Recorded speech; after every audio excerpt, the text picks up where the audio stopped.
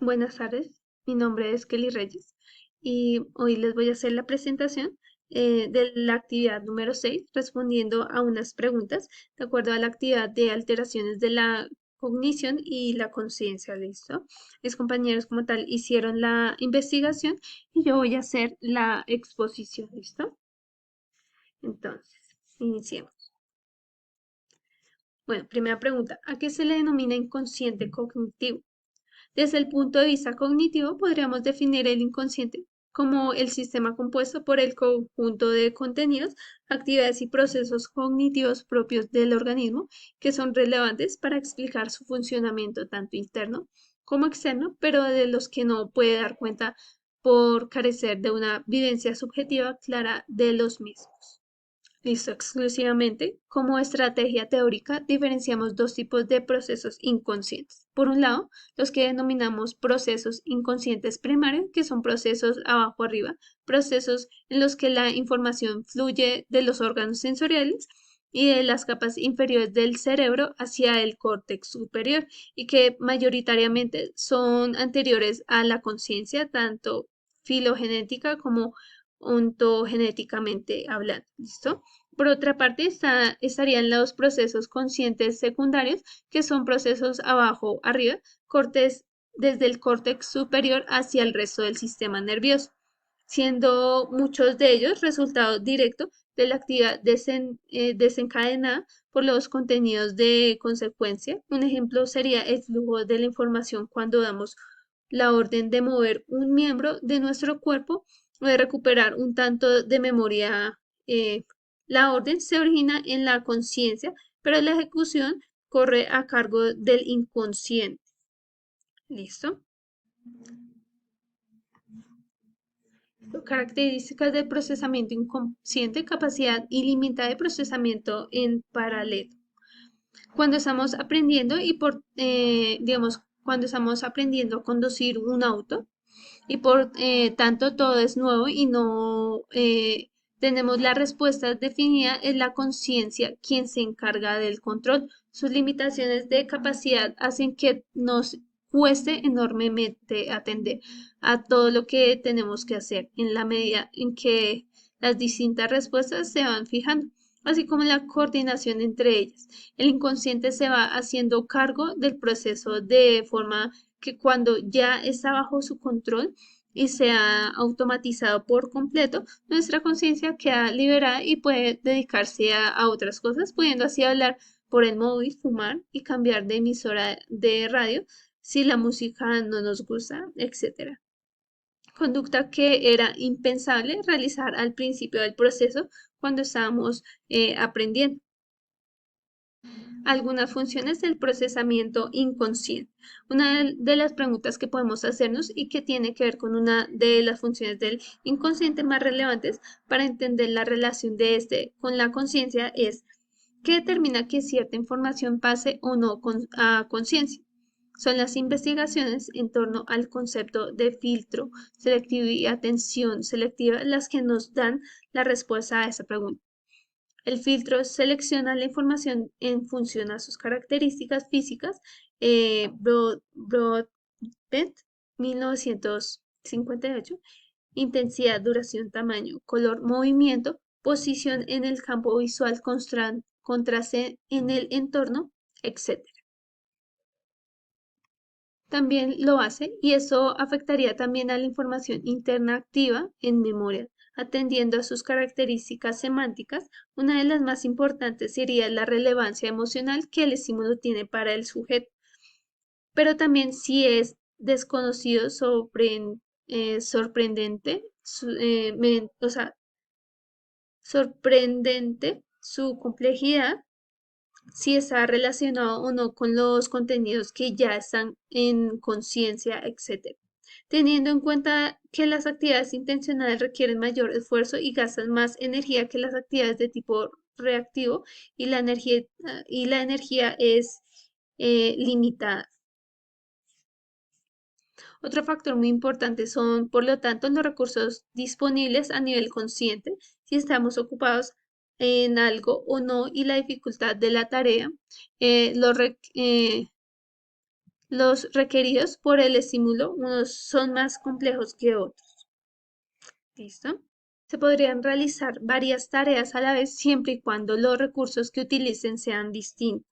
Es decir, si dependen de canales sensoriales diferentes. Por ejemplo, leer y escuchar música es posible manteniendo un buen rendimiento en ambas tareas, mientras que leer y ver la tele resulta casi imposible. Obviamente también influye, como ya hemos señalado con anterioridad, la habilidad que tengamos para realizar cada tarea en concreto, la cual se desarrolla con la práctica.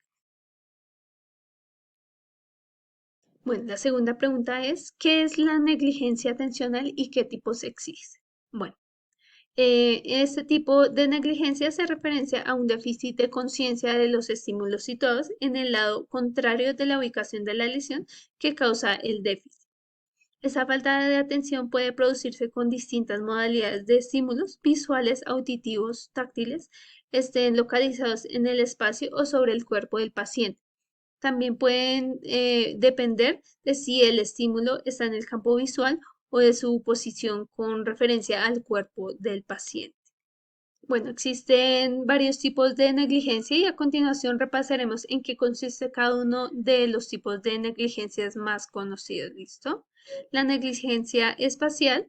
Los pacientes que sufren de este tipo de negligencia olvidan completar la parte correspondiente de una tarea relacionada con el lado opuesto a donde se produjo la lesión.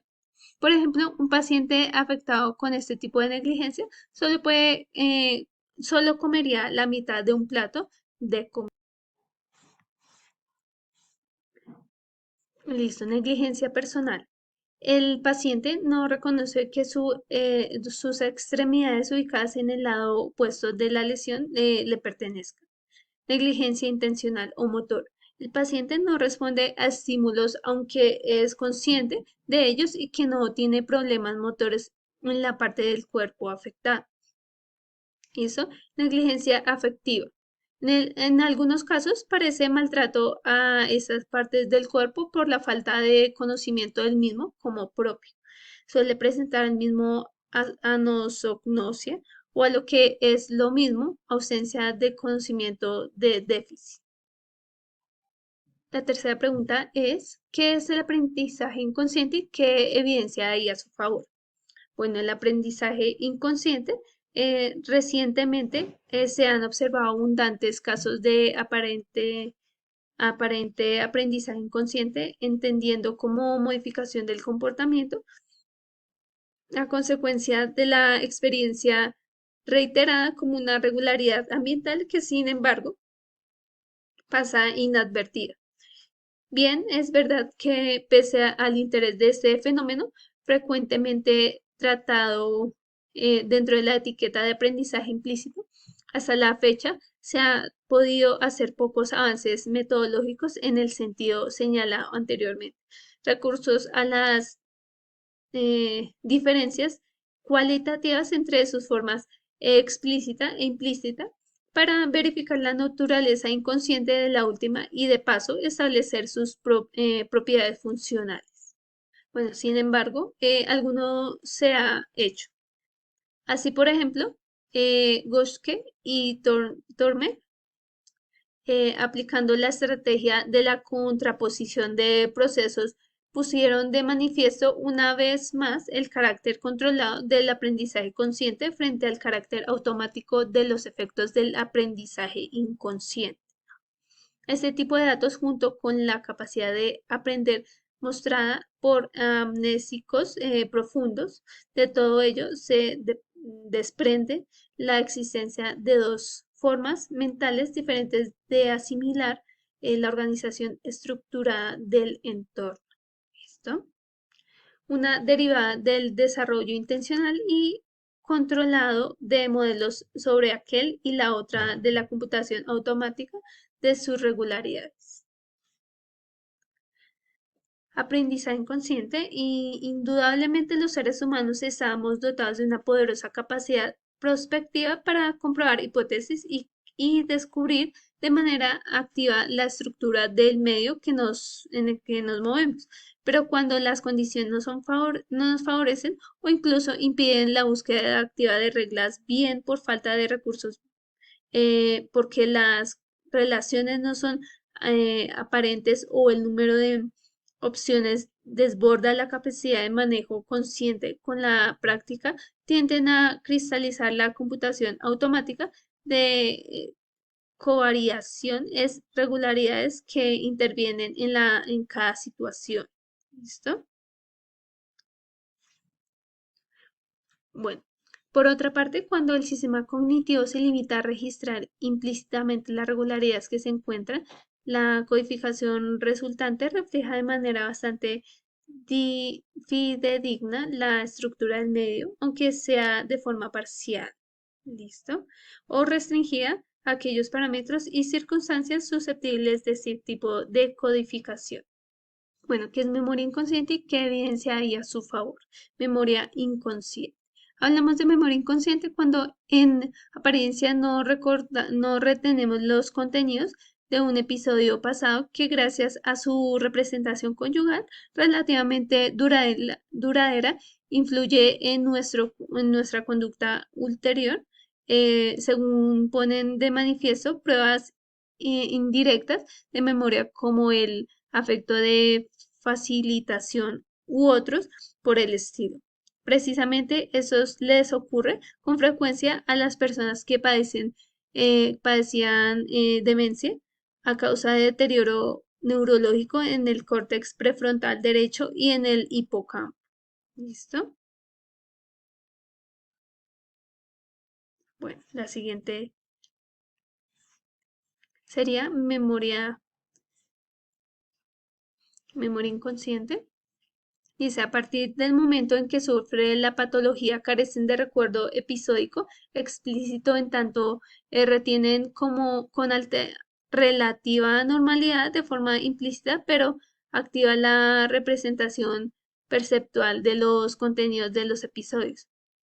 Una disociación similar puede experimentar las personas normales bajo los efectos de ciertas drogas que producen amnesia pasajera cuando no prestan atención a los contenidos de los episodios, cuando los procesan de forma superficial, etcétera. ¿Listo? 5. Bueno, disociaciones presentes en el síndrome neuropsicológico de los que afectan la percepción o la atención. Trastorno por déficit de atención e hiperactividad. Ese síndrome se presenta tanto en las familias como en los infantes. ¿Listo? Es el trastorno más habitual, pero también existen personas con comportamiento similar.